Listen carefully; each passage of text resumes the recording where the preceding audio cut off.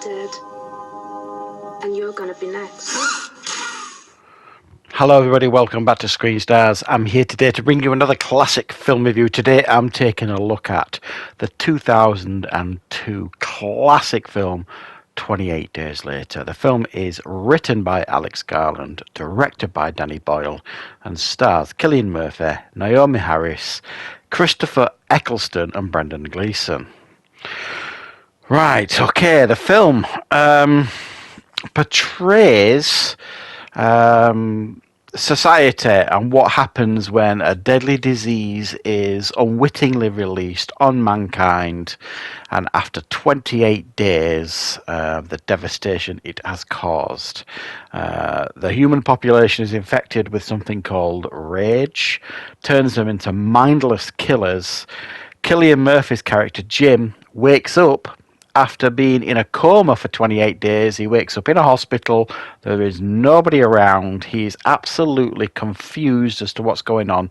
London is deserted, and he learns very quickly that the population is now infected, and he has to fight for his survival. He teams up with Naomi Harris, and a couple of other survivors. They head to Manchester because they believe that there is an answer to the infection up there where they can be safe. They couldn't have been more wrong. Right, what are my thoughts on 28 Days Later? Well, I did a poll recently on the channel where I asked you to vote for which horror film you wanted to see me review next. And it was one of the most popular polls I've done, and this was the clear winner. Which is absolutely fine with me because I absolutely adore this film. I haven't watched it for a while, so I was delighted to revisit this film, especially knowing that the film itself, or the franchise itself, is going to be revisited by Danny Boyle, I believe, and certainly Cillian Murphy, as they're going to be making a third movie in this series of films called 28 Years Later. As this one came out in 2002, we're now in 2024. I suspect it'll be 2025, 2026 when we see this new film, maybe. So it's getting close to actually 28 years later anyway. And I would be very, very interested to see that film indeed if we do get these creative people back on board from the original film. This, I believe, is one of the most influential and impressive horror films of the last 30 plus years. You can look at the noughties, and there were probably the two most influential European horror films. You know, there is a debate to be had that certainly inspired or revived the zombie genre, and it is this film and Shaun of the Dead that came out a couple of years after this. Both British, which makes you proud if you're from Britain, because they are both massively influential. This absolutely was a shot in the arm to the zombie horror genre. You could argue now the franchise, not the franchise, the genre of zombie movies has got very, very cliched and tired once again. So potentially this new one might be another shot in the arm for the genre. Because when this came out, it blew everybody away. Absolutely everybody away, including me. I'll be honest, I am not what you would call like a fan of zombie movies in general, but maybe not so much now, but certainly at the time, Alex Garland and Danny Boyle would probably argue till they were blue in the face that this isn't a zombie film, because they are not zombies. They are infected with a virus, and they are infected with rage, pure rage that turns you into essentially a mindless killer. All you've basically imagine the worst road rage you've ever felt and times that by 1,000,000, and that's kind of, you know, what these people are infected with. They don't eat brains, all this kind of stuff. They will just, if they get hold of you, they're going to rip you to pieces. And it's terrifying to watch, absolutely terrifying. I think this is one of the scariest films and impactful films that I can remember watching. The whole sequence of watching these things charge at you, and it was, they didn't walk and stumble about, because Danny Boyle, in actual fact, wanted athletes to play the infected in this film because he wanted them to look physically impressive and move very, very in a specific way, like an athlete, really. These things can move, and it's even more terrifying to see them up sprinting. I mean, if you've got rage, going through your veins, wanting to just destroy anything and everyone, and you see somebody over there, you are going to pelt it at them as fast as and beyond, how as fast as you could ever move to get hold of them and tear them to pieces. And that's what this film portrays so well in this film, over and over again. It gives you moments where you can catch your breath, but my God, it gives you moments where you feel like you're literally going to mess yourself up. It's that frightening at times. The scene where he visits his family home, and finds his parents dead in the bed after committing suicide. And then he's wandering around his home with his newfound companions, and then stupidly lights a candle, is it? And one comes through the window. It still scares me to this day, that, it's one of those moments where you'll go 6 feet up in the air. The scene where they're in the taxi and they go in that underground tunnel, you know what's coming, but it doesn't make it any less effective.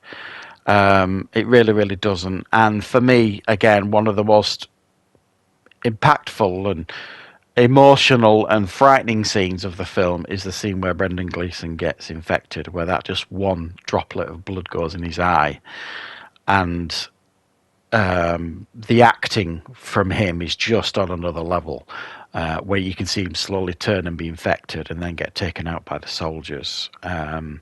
Wow. Takes your breath away. It's so well done.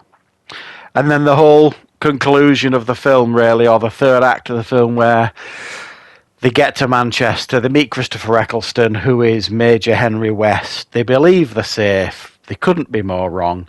And they are absolutely in more danger than they've ever been. And the whole idea that Jim, Cillian Murphy's character, has to become himself like this infected creature, even though he's not. It's filmed so beautifully, the fact that he will take out every single one of these soldiers in order to save his companions and friends, and do it in such a primitive and violent way. It's filmed in such a way that at times you're not sure if he is infected, and certainly the scene where Naomi Harris, when she watches him kill the soldier, she's very, very close to killing him because she believes he is infected, and he's not. He's just tapped into that primitive side of himself, and it's so brilliantly done. It is, for me, an all-time classic, this film. It is massively impactful, brilliantly done. It was great performance by everybody involved. Cillian Murphy, it was his stepping stone to becoming a big movie star. Look where he is now. I mean, he's one of the top actors on the planet right now, massively in demand, and this is the film that kind of set him on his way.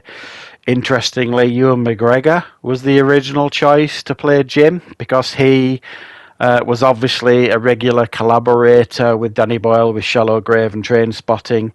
However, they fell out with The Beach, where he cast Leonardo DiCaprio, and Ewan McGregor believed he was going to be his part. So they fell out for quite a number of years, even though they've made up since. The scenes in this film where he's wandering through London and it's deserted are haunting to this day, and not only are they very, very impressive to watch and haunting to watch, you can't help but wonder, how did they do that? And they were very, very smart on how they did it. If you kind of look into it, there were certain aspects of the roads and stuff that were closed, and a specific placement of cameras and this kind of stuff. And very similar for the motorway scene when they're going up the motorway and it's completely abandoned and stuff. They did that on a Sunday morning. They had the police kind of stop traffic for a little bit, and they put a load of cameras up, and they managed to get the footage that they needed. So it's very, very cleverly made, shot, this film, with some incredibly talented people behind the camera, in front of the camera, that gave an absolute all-time classic. So yeah, I love this film, absolutely brilliant. Interestingly, I'm not a huge fan of the sequel to this. I do think there are some impressive moments in the sequel. Especially the opening of the film. I think that is worthy of being in this film. It's that well done. But beyond that, I'm not a huge fan of the second one. I don't hate it or dislike it. I just think it can't in any way compare to this one for the most part, even though I do know there's probably some of you out there will disagree with me, because I do know there is quite a passionate fan base for the second one as well. But fingers crossed they nail it with the third one. I'm very, very excited to checking that one out.